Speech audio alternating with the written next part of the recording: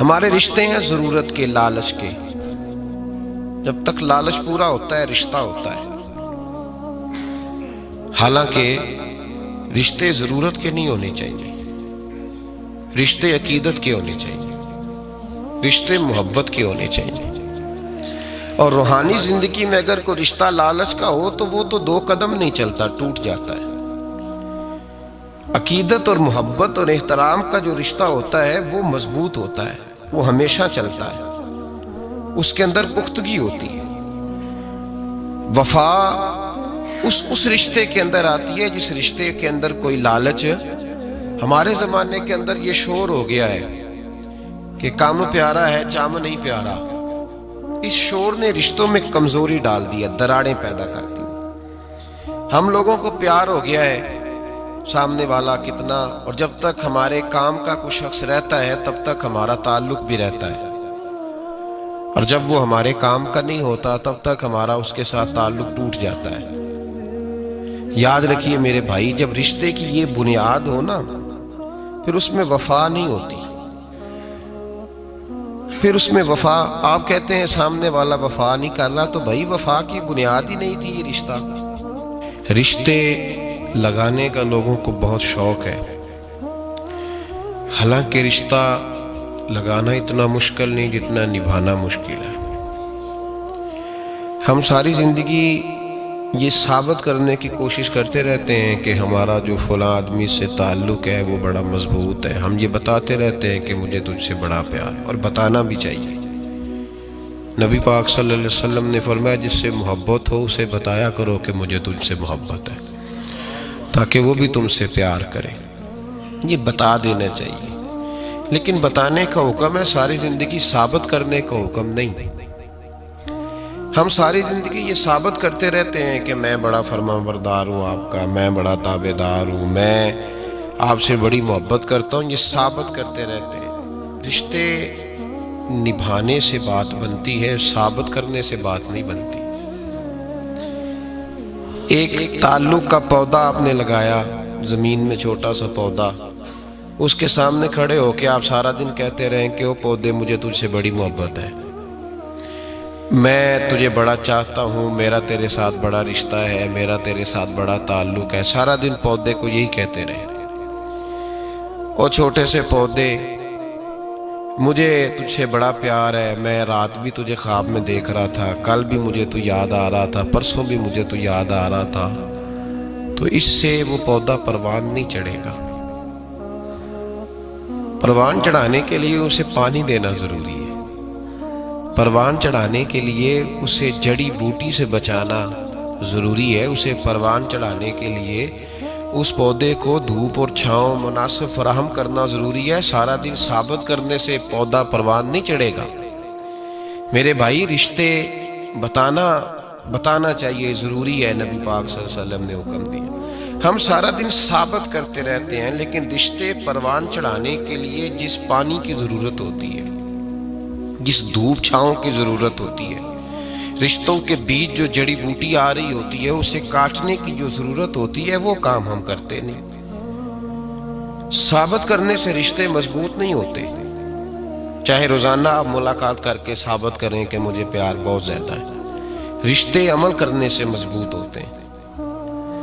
نبی پاک سید عالم صلی اللہ تعالی علیہ وسلم نے رشتوں کی مضبوطی کا حکم دیا ہے.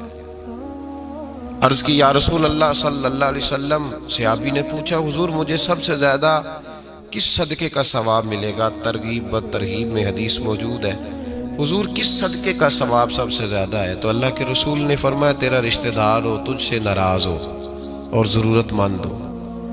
تجھ سے ناراض ہو ضرورت مند ہو تیرا اپنا، اس کو تو اگر صدقہ دے گا تو اللہ تجھے سب سے زیادہ اجر عطا فرمائے گا.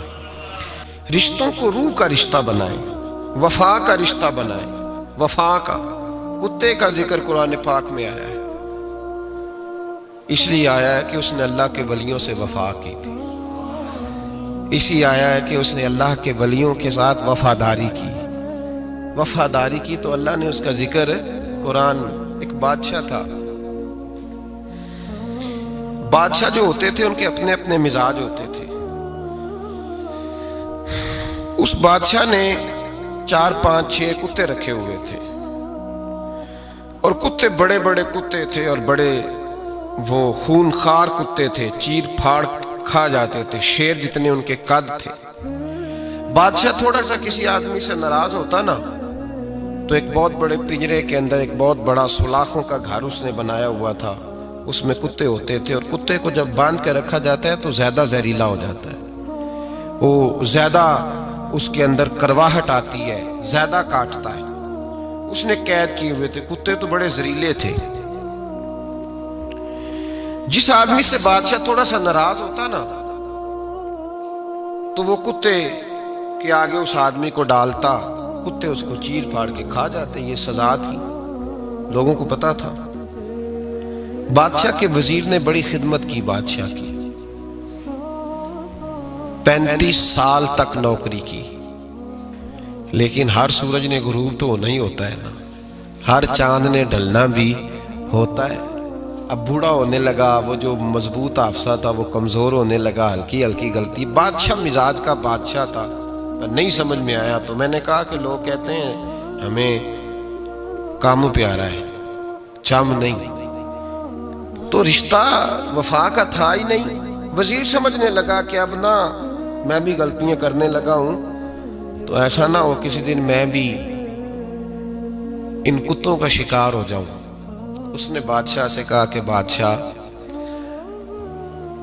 مجھے آہستہ آہستہ معذرت کرنے لگا، قدم ہٹانے لگا کہ مجھے چھٹی دے دی جائے، اب میں بوڑھا ہو گیا ہوں۔ لیکن اس نے کہا نہیں نہیں، جب تک میری طبیعت نہیں مانتی تم نہیں جا سکتے۔